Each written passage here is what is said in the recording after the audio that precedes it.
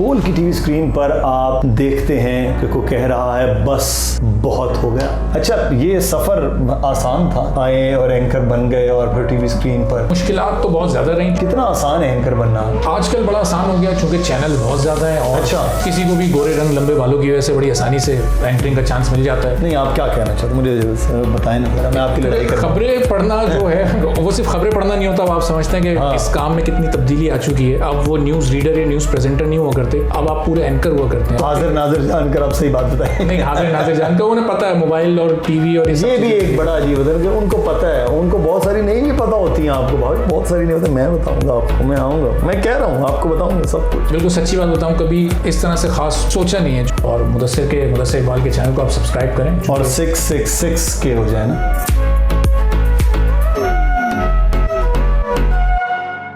अस्सलामुअलैकुम जनाब, मैं हूं मुदस्सिर इकबाल। यूट्यूब चैनल में आज एक और एंकर के साथ हम मौजूद होंगे क्योंकि अब देख रहे हैं धड़ एंकर्स के इंटरव्यूज़ आ रहे हैं। और इस एंकर के बारे में तो एक बड़ी अच्छी खबर हाल ही में आपने सुनी होगी कि बड़ा एक तवील अरसा अपने न्यूज़ में बेहतरीन काम करने के बाद अब वो बहैसियत प्रोग्राम एंकर इस वक्त काम कर रहे हैं। बोल की टीवी स्क्रीन पर आप देखते हैं कि कोई कह रहा है बस बहुत हो गया। वो हैं इस वक्त हमारे साथ अरबाब जहांगीर।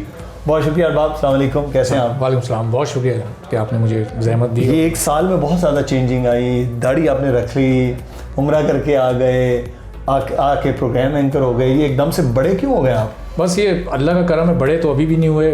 उसी तरह जैसे ऐसा ही लगता है आज भी 2006 में जिस तरह अपना करियर शुरू किया था आज भी वैसे ही। मतलब बड़े होना ही नहीं आपने? बड़े उस सेंस में, जिस सेंस में हमारे यहाँ लिया जाता है उस सेंस में तो बड़े नहीं होना, लेकिन जाहिर है कि वक्त के साथ साथ उम्र और तजुर्बा तो बढ़ ही रहा होता है। तो दिसंबर में हाज़िरी हुई अल्लाह के घर की, फिर वहाँ चूँकि 20-22 दिन गुजरे तो ये शेव वहीं पर आ गई थी। तो उसके बाद फिर हिम्मत नहीं हुई कि इसको हटाया जाए, साफ़ किया जाए, चूँकि वहाँ पर आई थी।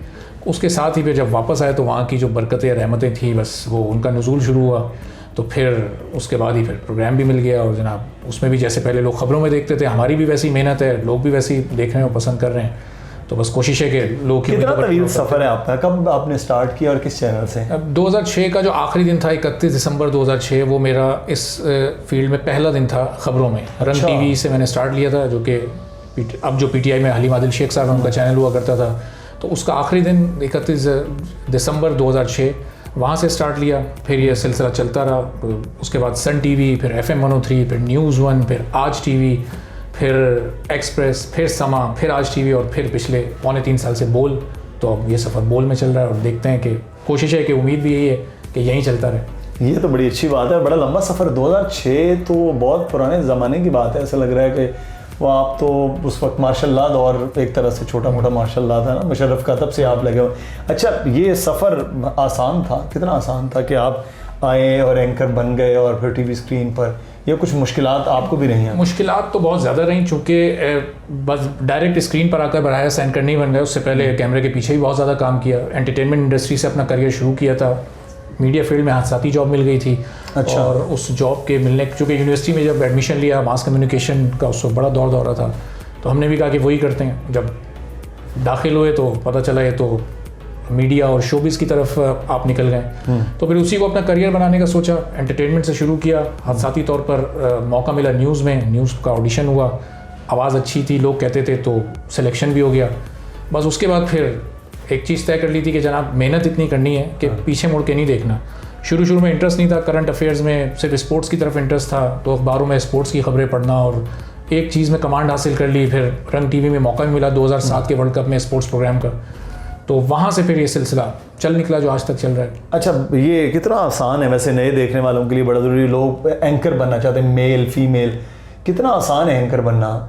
वैसे मुझे तो ऐसा लग रहा है कि एंकर बस आते हैं, सिलेक्शन अगर हो गई, थोड़ा सुर्खी पाउडर लगाया, उसके बाद एंकर बन गया। आजकल बड़ा आसान हो गया क्योंकि चैनल्स बहुत ज़्यादा हैं और अच्छा, किसी को भी गोरे रंग लंबे बालों की वजह से बड़ी आसानी से एंकरिंग का चांस मिल जाता है। लेकिन लड़कों में थोड़ा कंपटीशन ज़्यादा है। मैंने लड़कों के लंबे बाल होने चाहिए। तो कंपटीशन थोड़ा ज़्यादा है और उसमें ज़ाहिर है कि आपको कम से कम किसी ना किसी एक फील्ड में एक्सपर्ट ज़रूर होना चाहिए। आपका एक अपना कोई इंटरेस्ट होना चाहिए, चाहे वो स्पोर्ट्स हो, चाहे पॉलिटिक्स हो, चाहे वो शोबिज़ ही क्यों ना हो, लेकिन किसी एक चीज़ में आपकी अपनी कमांड एंड ग्रिप हो कि जब उस चीज़ का सीज़न आए तो आपको याद किया जाए कि जी आप बड़ा अच्छा तरीके से कर सकते हैं। और आहिस्ता आहिस्ता आप कोशिश करें कि सारी चीज़ों पर आपकी कमांड हो, चूँकि आजकल जिस तरह पॉलिटिकल सिनेरियो चल रहा है तो चंद जो बड़े बड़े नाम और सरगर्मियाँ हो तो आमतौर पर लोगों को पता ही होता है। मतलब दुनिया में सिर्फ और सिर्फ एक वाहिद आदमी जो हर चीज़ का स्पेशलिस्ट होता है वो एंकर होता है। बिल्कुल जाहिर है, और वो क्योंकि उसकी जॉब की डिमांड भी वही है, उसने हर दिन एक जीरो से स्टार्ट लेना है। ये बिल्कुल एक वनडे मैच की तरह है कि एक दिन आप आते हैं और सेंचुरी करते हैं और अगले दिन जब आप आएंगे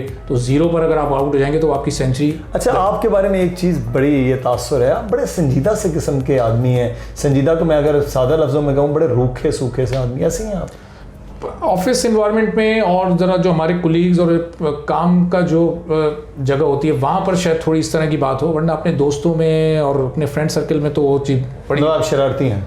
शरारतें भी करते हैं और मतलब उछलते कूदते भी हैं और क्रिकेट भी खेलते हैं और क्रिकेट को पढ़ते भी हैं और साथ हल्ला गुल्ला भी करते हैं, घूमना फिरना भी होता है। लेकिन जो ऑफिस एनवायरनमेंट है वहाँ हमेशा से मेरी पहले चैनल से ही कोशिश रही है कि वहाँ पे एक अपना एक संजीदगी, आपका जो काम है वो ज़ाहिर है उसकी डिमांड है, तो वो चीज़ आपकी पर्सनैलिटी में जितना शामिल होगी तो लोग आपकी बात को भी संजीदा लेंगे, सुनने वाला भी आपको संजीदा लेगा। अच्छा, ये क्या कहा जाता है अरबाब साहब के जो न्यूज़ एंकर्स प्रोग्राम्स में आते हैं ना, वो उनके अंदर से वो न्यूज़ का एलिमेंट और वो चीज़ें नहीं निकल पाती हैं। बहुत सारे हमारे दोस्त एंकर्स हैं जिनमें है, और बहुत सारे ऐसे हैं जो बिल्कुल भी नहीं लगता कि किसी ज़माने में न्यूज़ पढ़ते होंगे। आप अपना तजुर्बा बताएं। मैं तो, मेरे ऊपर तो अभी तक वो न्यूज़ चूँकि 14 साल से करते हुए आए हैं एक चीज़, तो वो तारी है और दिलचस्पी भी उसमें है और कोशिश यही है कि उस चीज़ से अपने आप को ना निकालें, क्योंकि काम की बुनियाद तो हमारे वही है। और अभी आपको मैं छोटा सा एक वाक़या बताऊं कि अभी प्रोग्राम जब मैं अभी अपना कंडक्ट कर रहा था तो वहाँ पर भी मैंने एक लिंक वापस लिया। आज चूँकि हमने रिकॉर्डेड प्रोग्राम किया, अक्सर लाइव करते हैं, तो उसमें वेलकम बैक मैंने वो न्यूज़ वाले वेलकम बैक दिया कि खबरों में एक बार फिर खुशामदीद। तो वो ज़ाहिर है जब आप 14.5 साल एक चीज़ करते हैं तो वो कभी कभार वो चीज़ तंग भी करती है। लाइव प्रोग्राम में कभी ऐसा नहीं हुआ, लेकिन रिकॉर्डेड में कभी कभार ऐसा हो भी जाता है। तो वो चीज़ इस चीज़ का सबूत है कि अभी तक वो खबरें मेरे अंदर से ज़ाहिर निकली नहीं हैं। सुबह खबरों के साथ होती है, सुबह उठते ही पहले खबरों से आगाज़ करते हैं कि टीवी पर देख लें या अखबार में पढ़ लें, और रात सोते तक ये सिलसिला चल रहा है। अच्छी सैलरी है आपकी के मतलब शुरू से बड़े अच्छे पैसे कमाते रहे आप जब से आपने स्टार्ट किया, तो अब तो खैर प्रोग्राम एंकर तो और ज़्यादा अच्छी हो जाती है। ऐसी अच्छी सैलरी, क्योंकि नए आने वाले सबसे ज़्यादा सैलरी को उनको बड़ा होता है कि एंकर्स की सैलरियाँ बहुत। जिस दौर में हमने शुरू किया उस दौर में तो वो जो 3 बड़े चैनल होते थे, जियो, एयरवाई और समा, शायद वही सिर्फ अच्छी सैलरी देते थे। बाकी चैनल्स में तो सैलरी मिलना ही बहुत बड़ी बात हुआ करती थी। रंग टीवी में जितना भी काम किया आज तक उसका 1 रुपया भी नहीं मिला। 1.5 महीने वहाँ करके आए, 59 प्रोग्राम्स वहाँ किए। तो उस दौर के वो 74,000 रुपये आज भी हलीम साहब पर बाकी हैं। कभी दें किसी प्रोग्राम में ले लेना, उनको पूछे मैं हलीम आदिल शेख साहब मेरे 74,000 प्रोग्राम में तो कई बार उनको लिया, लेकिन ज़ाहिर अब इस मौजू पर इतनी पुरानी बात हो गई तो बात करना मुनासिब भी नहीं। उनका जवाब ये होता था कि हमने आपको इतना सिखा दिया कि वो दूसरी जगहों पे आके आपने फिर कमाया, वहाँ से कमा लिया, तो हाँ अब आपको वहाँ से पैसे मिल रहे हैं। तो जब अपने ड्यूज़ की एक बार बात की तो उन्होंने कहा तो आप सन टीवी चले गए, AKD का अकील करीम डेडी साहब का चैनल है, अच्छे पैसे आपको दे रहे हैं, तो बस अब आप उनमें ऐश करें। हमारे बुरे दिन थे, हम नहीं दे सके, खैर है छोड़ दें। तो फिर हमने भी छोड़ दिए कि क्या कर सकते हैं। मतलब इस पे बहुत सारे लोग उन पर इल्ज़ाम जो लगाते हैं कब्जा माफी के, तो एंकरों के पैसे भी रखे हैं उन्होंने। वो तो ज़ाहिर है वो तो चीज़ अदालतों ने साबित करनी है, उस पर हम तो कोई फैसला नहीं दे सकते, अपनी राय भी नहीं दे सकते। लेकिन बस वो उस दौर के कुछ लोगों के पैसे हैं। जब आप एंकर बन गए, आपके दोस्तों में आप टीवी स्क्रीन पर आ रहे हैं, हर बंदा पहचान रहा है। कराची जैसे बड़े शहर में तो सबसे ज़्यादा टीवी भी देखा जाता है, रेटिंग भी सबसे ज़्यादा होती। फिर आप ऐसे चैनल्स में रहे जिनकी रेटिंग बहुत अच्छी होती थी, अच्छा लगता था। क्लास फेलोज, लड़के लड़कियां, दोस्त, ये वो खुश हो यार ये अरबाब टीवी पे हमारा अच्छा बहुत लगता था। लेकिन टफ टाइम भी बहुत मिलता था, चूँकि लोग फिर ये एक तासुर लोगों के जहनों में जन्म लेता है कि शायद अब टीवी पे आने लगे तो नखरे बढ़ गए होंगे। टीवी की जो जॉब उस दौर में हुआ करती थी, आने का तो टाइम हुआ करता था, वापस आने का टाइम नहीं हुआ करता था।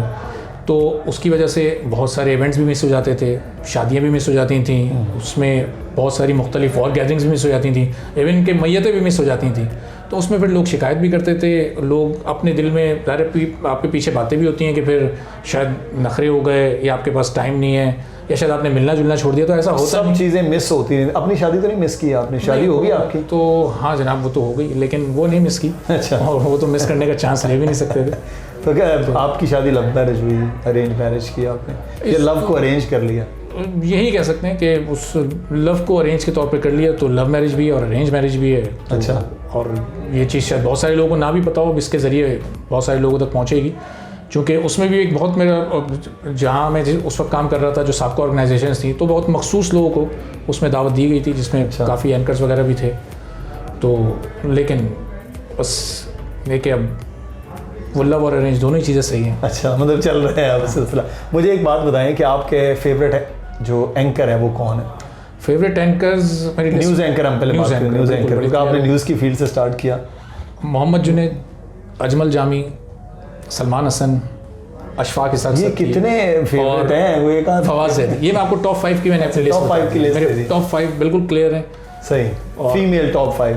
फीमेल टॉप 5 के बारे में बिल्कुल सच्ची बात बताऊं, कभी इस तरह से खास सोचा नहीं है, क्योंकि हमारी जो फील्ड है उसमें आप देखते हैं कि कंटेंट। आप क्या समझते हैं, खवातीन को खबरें नहीं पढ़नी आती? नहीं, खबरें पढ़नी भी आती हैं, प्रोग्राम भी बहुत अच्छा, बहुत सारी खवातीन कर रही हैं। नहीं, आप क्या कहना चाहते हैं, मुझे बताएं ना जरा, मैं आपकी लड़ाई कर रहा हूं। खबरें पढ़ना जो है वो सिर्फ खबरें पढ़ना नहीं होता। अब आप समझते हैं कि इस काम में कितनी तब्दीली आ चुकी है। अब वो न्यूज़ रीडर या न्यूज़ प्रेजेंटर नहीं हुआ करते, अब आप पूरे एंकर हुआ करते हैं, और फिर उसमें आपको कंटेंट वाइज जितना साउंड होना चाहिए, तो उसमें मेरा कोई आपने 1 2 3 तक की हो जाए। 1 2 3 तक जब मैंने आगाज़ किया, मेरा अपना पहला 2 शॉट जिस खातून के साथ मैंने काम किया, यहाँ भी हमारी सीनियर सुमैया रिजवान हुआ करती थी। अच्छा।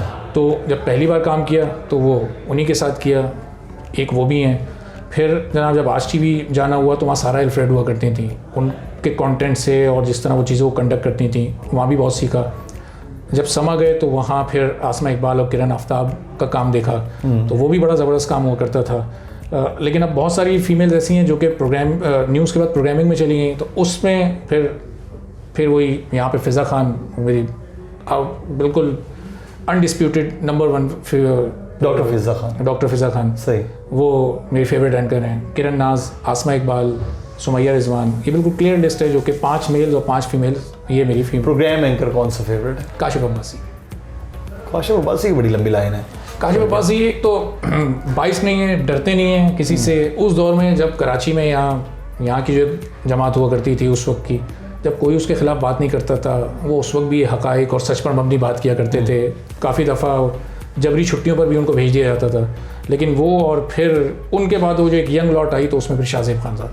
तो फिर इसका मतलब फीमेल एंकर तो आपने बता दिया, डॉक्टर फ़िज़ा खान आपकी फेवरेट है। वो प्रोग्रामिंग में नहीं, वो मैं मतलब प्रोग्रामिंग में भी आप कह सकते हैं कि वो न्यूज़ के हवाले से बात कर रहा हूँ, जो न्यूज़ एंकर्स के। तो प्रोग्राम में फिर आप किसको बोलेंगे? प्रोग्राम में जनाब चूँकि काशिफ साहब फेवरेट हैं तो फिर महर साहिबा का नाम भी लेना पड़ेगा। तो आपने तो पूरा फैमिली वाला काम कर लिया ना। नहीं, लेकिन वो क्योंकि फीमेल एंकर्स में वो बड़ा उनका बात करने का अंदाज़ बहुत मिलता जुलता है काशिफ साहब से। बड़ी खुलकर बात करती हैं और बग़ैर डरे बात करती हैं।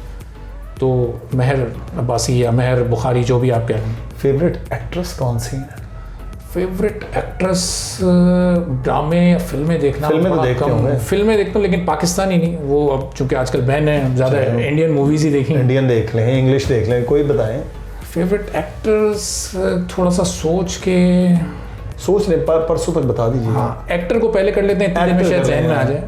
इंडिया में बॉलीवुड में तो अक्षय कुमार, और पाकिस्तान में ड्रामों में फैसल कुरैशी। अच्छा, वाह, फैसल कुरैशी। फैसल भाई आपको भी पसंद कर रहे हैं? अभी जल्द हम फैसल भाई के जिस तरह जितने मुख्तलिफ रोल्स उन्होंने किए, जितनी वैरायटी उनमें, चाहे वो पॉजिटिव हो नेगेटिव हो, वो आजकल भी उनका एक ड्रामा मुकद्दर चल रहा है। नॉर्मली मैं ड्रामे नहीं देखता, लेकिन वो सिर्फ उनके उस एक्सेंट की वजह से, वो जो उन्होंने एक सिंधी वडेरे का एक्सेंट अपनाया है, तो वो आउट क्लास है। तो फीमेल में कौन सी याद आ गई आपको? फहरिस्त बड़ी लंबी ना आपके पास। फीमेल में नहीं, वो तो एंकर्स की फहरिस्त बड़ी लंबी थी। एक्ट्रेस इतना कोई ख़ास, इतना ज़्यादा गौर नहीं किया, लेकिन इंडिया से अगर आप ले लें तो माविश याद कर दें, सितारा इम्तियाज़ उनको मिला हुआ है। को कभी इतना देखने का इत्तेफाक नहीं हुआ। और किसको देखते हैं? थोड़ी पुरानी एक्टर से ज़्यादा पसंद है मुझे, फरियाल गौहर। नहीं, आप बता देना किसको देखते हैं। मैं भाभी को भी इंटरव्यू दिखाना है ना, इसलिए उनको भी पता नहीं, वो जब भी ड्रामे शामे या कोई ऐसी चीज़ देख रहे होते हैं तो साथ ही देखते हैं, तो वो इतना। और मोबाइल पे जो आप देखते हैं वो भी तो बताना है ना उनको। नहीं, मोबाइल पे तो सिर्फ खबरें और टीवी प्रोग्राम्स। ये तो आप मुझे बता रहे हैं, कैमरे में बता रहे हैं, आप सही वाली बात बताएं ना। नहीं, एक्ट्रेस हाजिर नाजिर जानकर आप सही बात बताएं। नहीं, हाजिर नाजिर जानकर उन्हें पता है मोबाइल और टीवी और ये भी एक बड़ा अजीब है कि उनको पता है, उनको बहुत सारी नहीं भी पता होती हैं। आपको भाई बहुत सारी नहीं पता, मैं बताऊंगा आपको, मैं आऊँगा, मैं कह रहा हूँ आपको बताऊंगा सब कुछ। तो एक्ट्रेस वाकई यहाँ सोचना पड़ेगा। और फरियाल गौर, शगुफ्ता एजाज, क्योंकि वो जो जिस वक्त पीटीवी के ड्रामे बड़े आप अच्छे अपने होते ज़माने थे। की बात कर रहे हैं। हमारा ज़माना तो नहीं है, उस वक्त तो बहुत बच्चे थे, लेकिन उस वक्त ड्रामे देखना आपकी मजबूरी होती थी। उस बचपन में बड़ा अच्छा क्रश होता है ना, बड़ी टीवी पर कुछ और आता ही नहीं था उस वक्त। जैसे टीचर क्रश होता है वैसे बड़ी बड़ी एक्ट्रेस के एज वाली वो भी क्रश होता है। मेरा भी तो यही था, मतलब हुमा नवाब हो गई, तो शगुफ्ता एजाज हो गई, और सारे ये अतीका ओडो उस वक्त हुआ करती थी, अभी भी आती हैं, लेकिन वो उस वक्त उनका इसी तरह। मैं तो उससे भी पुरानी की बात कर लेता हूँ, तो मैं रिपीट में ड्रामे चल रहे थे, मरीना खान और शहनाज शेख, बड़ा शदीद वाला क्रश था। तो ये उसमें अच्छा, मुझे आखिर में खाने पीने के शौकीन है? खाने पीने के जनाब बिल्कुल शौकीन है, खिलाने के भी हैं? खिलाने के भी बिल्कुल। खिलाया तो है नहीं आपने हमें। बस अभी अनकरीब आगाज़ उसका हो चुका है। भाई मैं कैमरे पे ले रहा हूँ इसलिए कि हमें खिलाया गया। आगाज़ आपको भी पता होगा उसका हो चुका है, और वो बस अभी इख्तिताम की जानिब बढ़ रहा है मामला। तो ये नो इख्तिताम से पहले ही हम बाहर निकले हो और इख्तिताम हो भी जाए, हमें मालूम ही नहीं, इख्तिताम एक अभी तो आगाज़ हुआ है और अब ये सिलसिला चलता ही रहेगा, ज़ाहिर है। अच्छा, तो जल्द आप खिला रहे हैं? जल्द इंशाल्लाह। कैमरे में वादा हो रहा है? नहीं बिल्कुल, ये इंशाल्लाह। चलें जनाब, कैमरे में वादा कर लिया है। अरबाब बहुत शुक्रिया। अरबाब इंतहाई संजीदा से आदमी हैं, उनको हम कोशिश करते हैं लेकिन फिर भी वो कुछ नहीं बताते, लेकिन आज उन्होंने बहुत सारी चीज़ें बताई हैं सिर्फ और सिर्फ आप लोगों के लिए। और अरबाब, आपने कहना है कि मुदस्सिर इकबाल को चैनल को सब्सक्राइब करें, इतनी तो आपसे सिफारिश करें ना लोगों से। हमने बिल्कुल, अब तक तो मैंने देखा कि आपके कुछ 66K से ज़्यादा फॉलोअर्स हैं, और ये हमारी दुआ है और उम्मीद भी ये है कि लोग फॉलो करते रहें, और मुदस्सिर इकबाल के चैनल को आप सब्सक्राइब करें, और 666K हो जाए ना। 666K बिल्कुल, अल्लाह से हमारी ये दुआ है कि बहुत क्या बात जल्द है। ये आप अपना टारगेट पूरा करें।